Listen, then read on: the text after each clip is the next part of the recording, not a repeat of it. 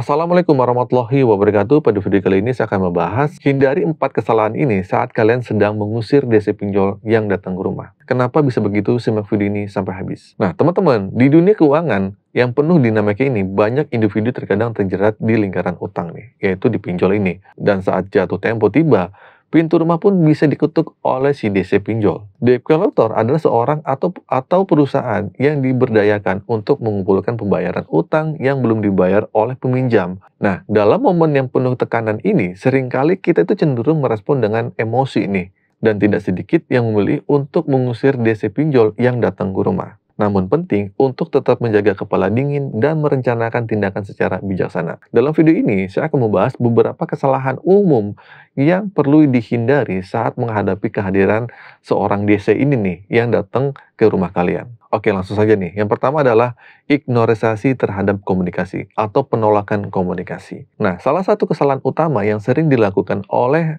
orang yang gagal bayar yang menghadapi DC ini adalah mengabaikan atau menghindari komunikasi. Ya, meskipun ya tergoda untuk menghindar, nah tetapi berkomunikasi dengan pihak penagih utang itu mungkin dapat membantu mencari solusi yang lebih baik. Nah, bisa jadi dengan kehadiran DC ini, mungkin akan ada negosiasi-negosiasi yang bisa kalian lakukan.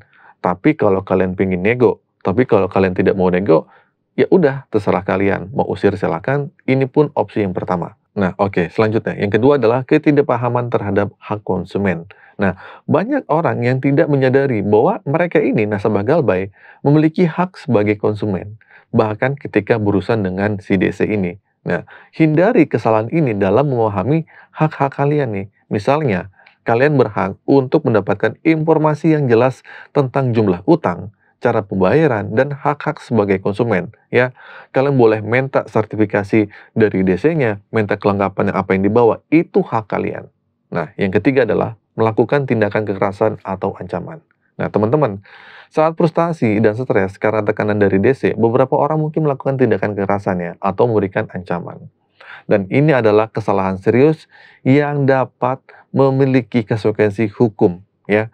Sebisa mungkin ya, teman-teman ya, pertahankan ketenangan dan hindari konfrontasi fisik atau verbal. Oke, selanjutnya, yang keempat, tidak mempertimbangkan alternatif pembayaran. Nah, ada juga DC yang bersedia untuk bekerja sama dalam menemukan solusi pembayaran sesuai dengan kemampuan kalian. Nah, jadi jangan mengabaikan peluang ini.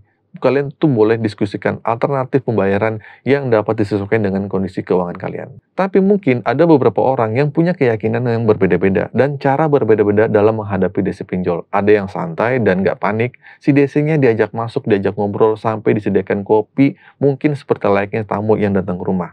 Dan ada juga yang datang diajak ribut nih, dan didebatin tentang kelengkapan suratnya saat menagih. Nah, secara hukum dan etika, memang tidak bayar hutang juga salah. Secara agama juga pasti hukumnya hutang adalah tetap hutang. Nah, tapi catatan buat kalian yang paling penting adalah terima aja kenyataan ini dan persiapkan mental kalian sekuat mental baja.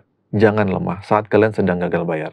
Wajarin aja jika DC datang ya, karena emang udah disuruh atasan mereka dan itu juga tuntutan kerja mereka. Atau ada juga yang memilih opsi tidak membukakan pintu saat ada tamu DC datang ke rumah. Itu pun terserah kalian, bebas-bebas aja. Oke, jadi gini teman-teman ya, menghadapi debt collector dari pinjaman online mungkin merupakan pengalaman yang menegangkan nih. Tetapi penting juga untuk tetap tenang, untuk melakukan langkah-langkah dengan hati-hati. Dan pada akhirnya dengan menghindari kesalahan-kesalahan umum di atas yang saya sebutin tadi, kalian tuh dapat mengelola situasi ini dengan lebih efektif dan mungkin menemukan solusi yang memadai untuk melunasi hutang-hutang kalian. Dan ingatlah, pemahaman tentang hak-hak konsumen dan komunikasi yang baik itu dapat membantu kalian dalam mengatasi masalah keuangan ini. Oke, itu sih teman-teman, singkat saja info kali ini. Semoga info ini bermanfaat. Akhir kata dari saya, Assalamualaikum warahmatullahi wabarakatuh.